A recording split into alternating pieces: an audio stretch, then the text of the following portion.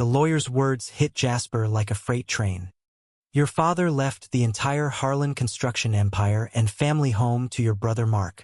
Jasper sat frozen in the sunlit Denver office. The only thing in front of him, a single sealed envelope with his name scrawled in his late father's handwriting.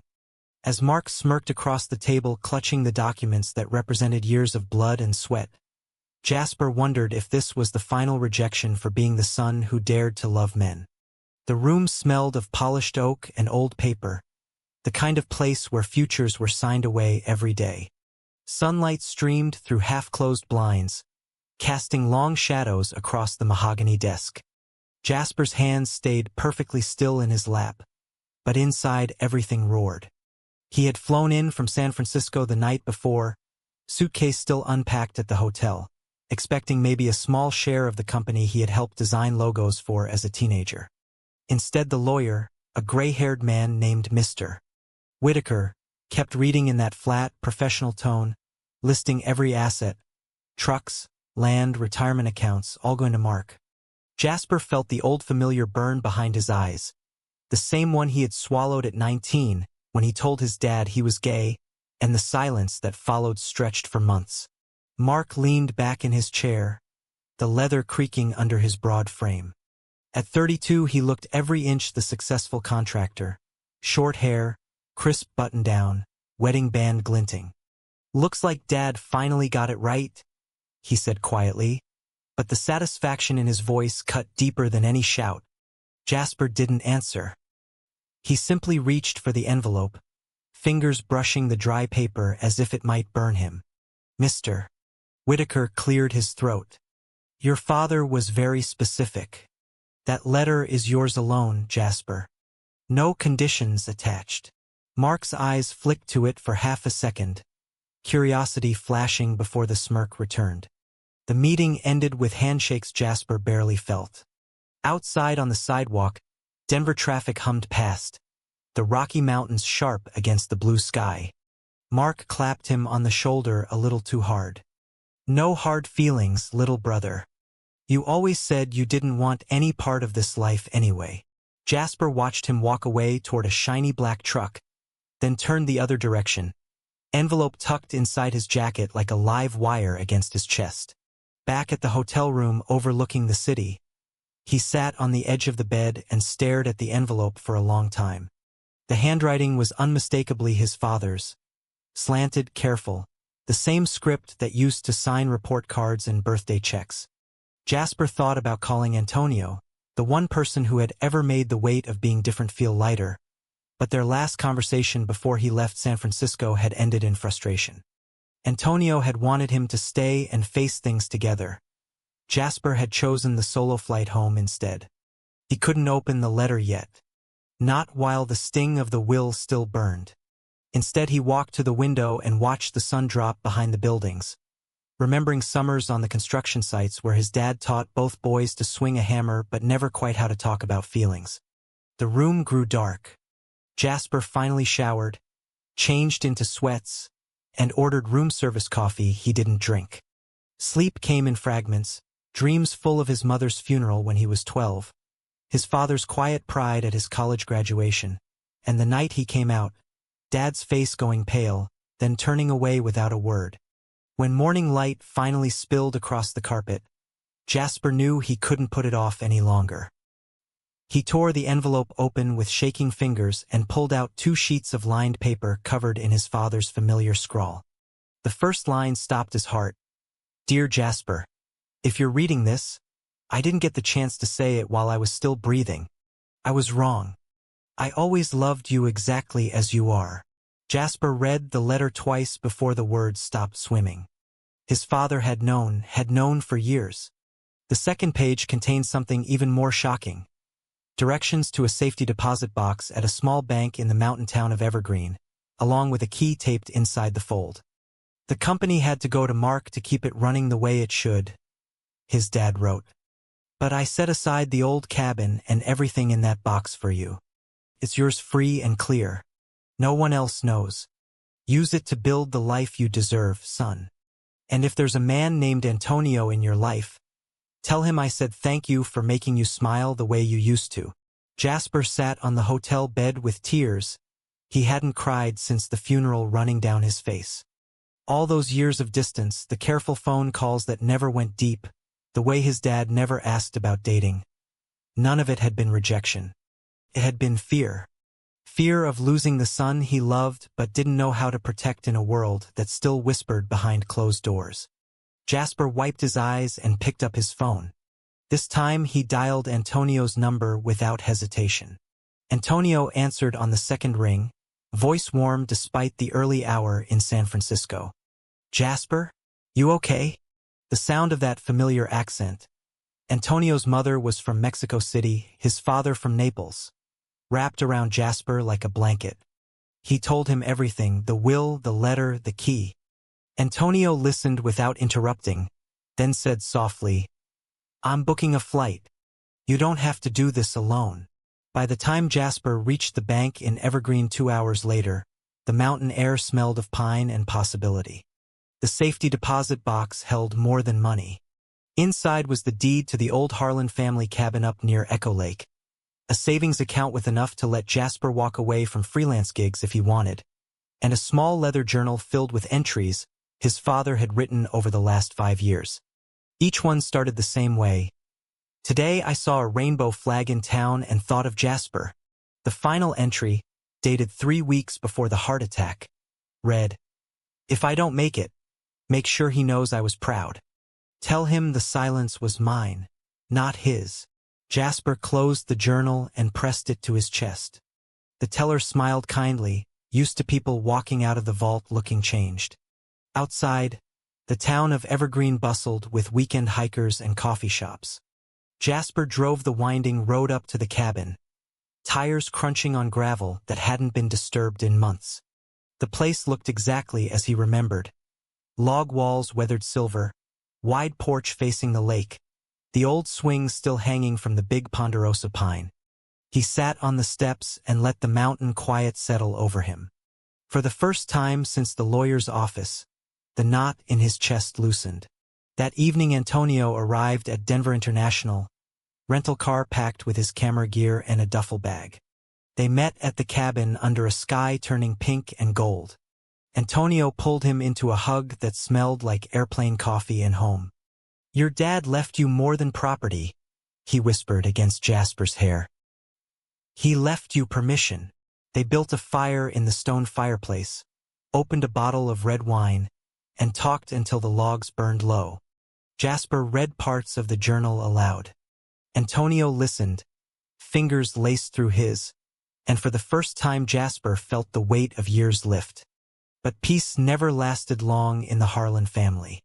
The next morning Mark's truck pulled up the driveway, dust rising behind it. He climbed out wearing work boots and a scowl. "We need to talk about the cabin, Jasper. Dad's will was clear. Everything business-related stays with me." Jasper stood on the porch, Antonio just inside the doorway, and felt the old fear rise again. This time he didn't back down. "The cabin isn't business," he said quietly. "It's mine. Dad made sure of it." Mark's face darkened. "You're really going to do this? Drag some guy up here and pretend you're entitled to family land?" The words landed like stones. Jasper felt Antonio's hand on his shoulder from behind, steady and warm. The confrontation had only just begun. Mark's truck idled in the driveway while the morning sun climbed higher, turning the lake into a sheet of hammered silver. Jasper kept his voice even. "The deed is in my name, Mark. Dad filed it years ago. You can check the county records." Mark laughed, but there was no humor in it. "You always were the one who ran away to the big city and played artist while I stayed here building something real. Now you want a piece of what I earned." The accusation stung because part of it was true.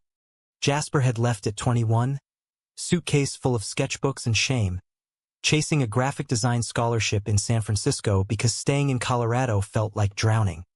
Antonio stepped forward then, calm but firm. "This isn't about money. It's about what your father wanted for Jasper." Mark's eyes narrowed at the stranger on the porch. "And who the hell are you to talk about my family?" Antonio didn't flinch. Someone who loves your brother enough to stand here while you throw insults. The air crackled. Mark stared for a long moment, then spat on the ground. This isn't over. He slammed the truck door and drove off, tires spitting gravel. Jasper's hands shook as he gripped the porch rail. Antonio wrapped an arm around his waist. You did good, he murmured. First time I ever saw you stand your ground like that. They spent the day cleaning the cabin, opening windows to let in fresh air that smelled of pine and distant snow. Jasper found old photo albums in the loft, pictures of him and Mark as kids, fishing at the same lake, their dad teaching them to skip stones. In one faded snapshot Jasper was maybe 10, grinning with a missing front tooth while his father held up a string of trout. The memory brought fresh tears. That night they sat on the porch swing listening to loons call across the water. Antonio talked about his own coming-out story in a big Italian-Mexican family in San Francisco. How his abuela had cried but then baked him his favorite tres leches cake the next day. Families are messy, he said, squeezing Jasper's hand.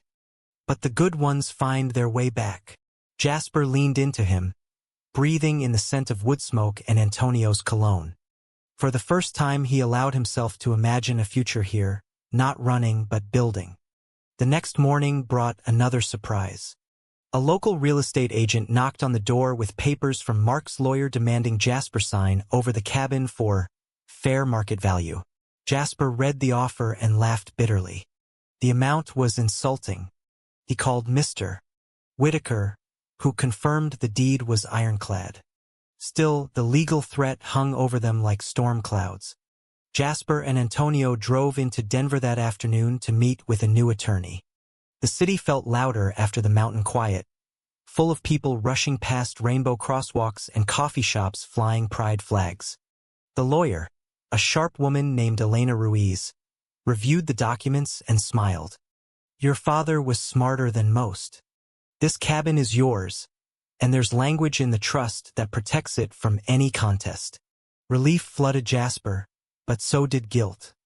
Mark had poured his life into the company. Was Jasper really willing to fight his own brother over a piece of land?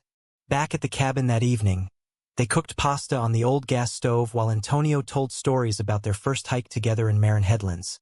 How Jasper had slipped on a muddy trail and Antonio had caught him, their laughter echoing off the hills. Jasper realized then how much he had missed being known. Not just loved, but seen. The misunderstanding with Mark festered, however.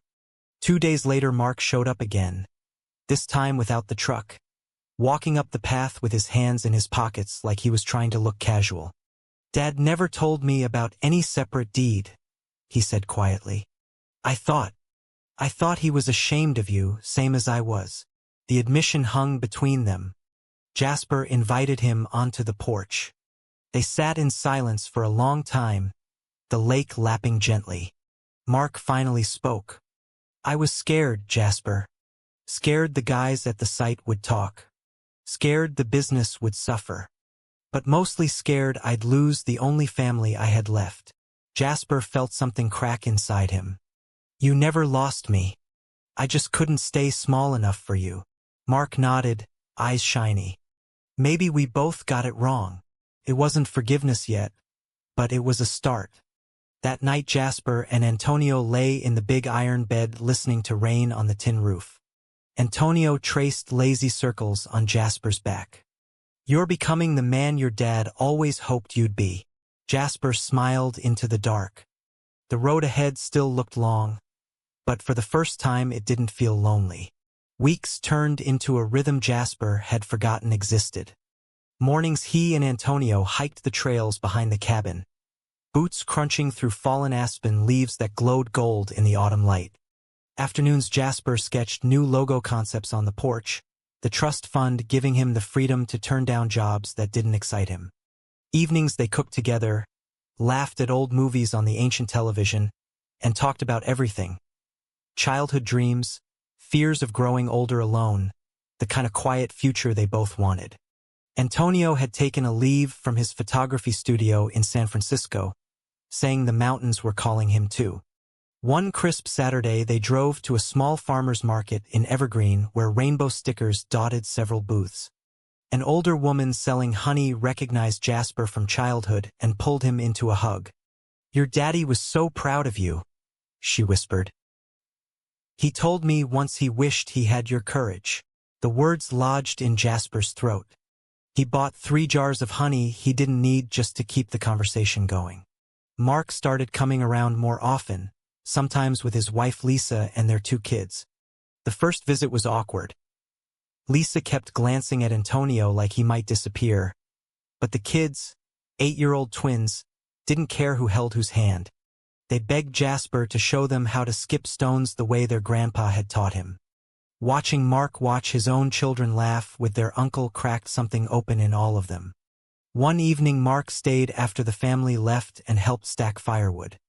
"I talked to the company accountant," he said, stacking logs with practiced ease.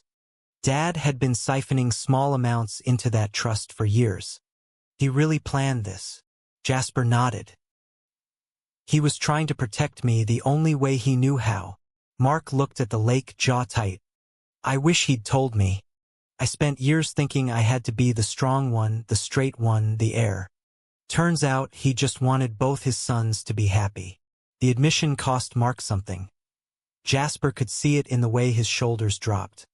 They sat on the porch steps sharing a 6-pack until the stars came out thick above the mountains. For the first time since the funeral, Jasper felt the family he had lost beginning to reshape itself. But not everyone in town was ready for the new Harlan story. At the local hardware store one afternoon, Jasper ran into 3 guys he had gone to high school with. They had worked summers for his dad. One of them, a burly man named Travis, blocked the aisle. "Heard you brought your boyfriend up to the cabin," he said loud enough for half the store to hear. "Some of us think that's not the kind of thing Richard Harlan would have wanted on family land." Jasper's pulse hammered, but he kept his voice steady. "My dad left me that land because he knew exactly who I am." Antonio appeared at his side then, calm as ever, and simply said, "We don't need hardware today after all." They walked out together, heads high. In the car, Antonio reached over and squeezed Jasper's knee. "You're not that scared kid anymore." Jasper realized he was right. The old shame that used to choke him had loosened its grip. That night he sketched a new design for Harlan Construction's rebrand. Something modern that included both brothers' initials intertwined with mountain peaks. He showed it to Mark the next day. Mark studied it for a long minute, then nodded. Dad would have liked that. Small steps, but each one felt like progress. Antonio's presence anchored everything. One weekend they drove up to Rocky Mountain National Park and hiked to a ridge where the Continental Divide split the world. Standing there with the wind whipping their jackets, Antonio turned to Jasper and said, "I don't want to go back to San Francisco without you." "Not permanently." Jasper's heart stuttered. "You mean?" Antonio smiled, the kind of smile that lit his whole face. "I mean, let's figure out a life here. Together. Your dad gave you roots. I want to help you grow them." They kissed right there on the trail, the kind of kiss that tasted like pine and forever. When they got back to the cabin, Jasper opened his father's journal to the last blank page and wrote a single line. "I finally understand what you were trying to give me, Dad. Thank you." Winter arrived early that year, blanketing the mountains in thick snow that muffled the world outside the cabin. Jasper and Antonio spent long evenings by the fire, planning. Antonio set up a small photography studio in the loft, taking portraits of local families and selling prints online. Jasper began freelancing for Denver ad agencies again, but this time from the big oak desk his father had built by hand. The work felt different now, purposeful instead of desperate. Mark invited them to Thanksgiving at the big house in Denver. The table was crowded with Lisa's family, the twins fighting over the wishbone, and for the first time Jasper didn't feel like the odd one out. When Mark raised a glass to Dad, who somehow knew exactly what each of us needed, Jasper met his brother's eyes across the turkey and saw real peace there. The old rivalry had softened into something closer to respect. Still, external pressures didn't vanish. A local conservative group started a petition to preserve family values around Echo Lake, subtly aimed at the gay couple now living in the historic Harlan cabin. Jasper found the flyer in his mailbox and laughed until he cried, then used it as kindling. Antonio suggested they host a small holiday open house instead.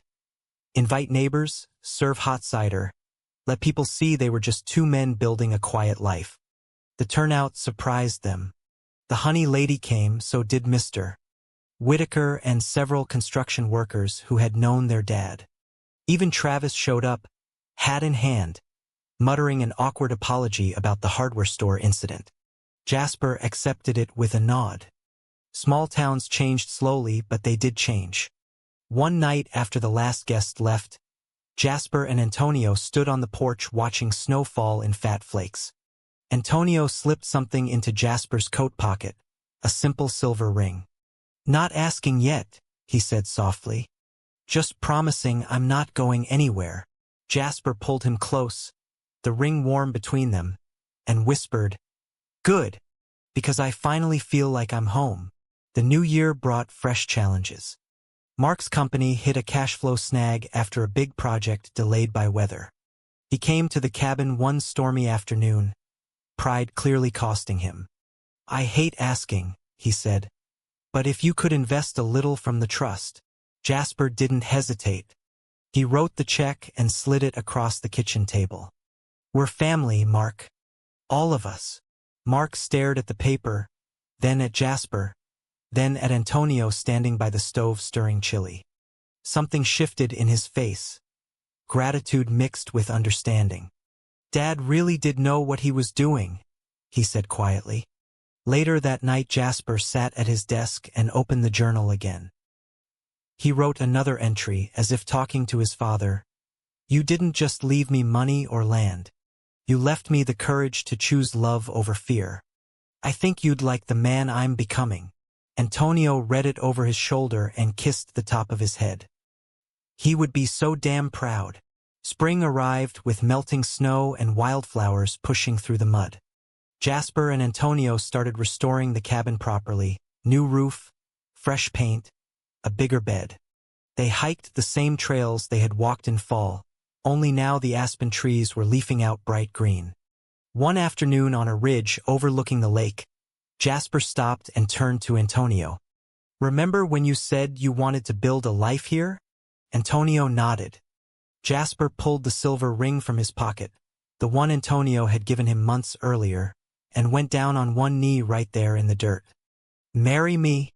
The question echoed off the mountains. Antonio's answer was immediate, joyful, pulling Jasper up into a kiss that tasted of pine and promise. They walked back to the cabin hand in hand, already planning a small ceremony on the porch next summer with Mark, Lisa, the twins, and anyone else who wanted to celebrate. Life wasn't perfect. The company still had rough months. The town still had whispers. But Jasper woke up every morning feeling like the man his father had always believed he could be. Summer brought the wedding. They kept it simple, just family and close friends on the cabin porch strung with fairy lights. Mark stood beside Jasper as best man, adjusting his tie with surprisingly gentle hands. "Never thought I'd see the day," he said, voice thick. "But I'm glad I did." The twins scattered rose petals while Lisa played a soft guitar melody. Antonio walked up the makeshift aisle looking handsome in a light linen suit, eyes locked on Jasper the whole time. When they exchanged vows, Jasper's voice didn't waver. "You taught me that love isn't something to hide. My dad gave me the land, but you gave me the courage to stand on it." Antonio's response was simple. "I promise to keep choosing you every single day, the way your father always hoped someone would." They kissed under a sky streaked with sunset colors while everyone cheered. Later, as the party wound down and fireflies blinked over the lake, Jasper slipped away to the big pine tree where the old swing still hung. He sat there alone for a moment, journal in hand, and wrote one final entry. "Dear Dad, I did it. I built the life you wanted for me. Thank you for the letter that changed everything." Mark found him there and sat beside him on the grass. They didn't speak for a long time, just listened to the laughter drifting from the porch.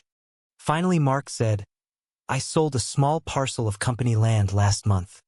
Put the money into a college fund for the twins. Figured you'd approve." Jasper smiled. Dad would too. The two brothers sat shoulder to shoulder under the same stars their father had once shown them. The old wounds hadn't vanished, but they had healed into scars that no longer hurt when touched. Antonio joined them eventually, handing Jasper a glass of champagne. The three men raised their glasses silently to the man who had started it all. As the night deepened, Jasper looked out over the lake and felt a profound sense of peace settle into his bones. He had lost a father, fought a brother, and found a love that made every struggle worth it. The journey had been messy and painful and beautiful, exactly the way real lives tended to be. Months later, on a quiet autumn evening much like the one when he first opened the letter, Jasper stood on the porch watching Antonio teach the twins how to skip stones across the water. Mark and Lisa waved from their truck as they headed home. Jasper opened the journal one last time and closed it for good. The story was no longer just his father's words. It was theirs now, written in every laugh, every argument, every choice to keep loving. He walked down the steps, took Antonio's hand, and joined the laughter. The mountains stood silent and eternal around them, holding space for whatever came next. Was a father's final letter the greatest inheritance a son could ever receive, or just another form of control? True or false?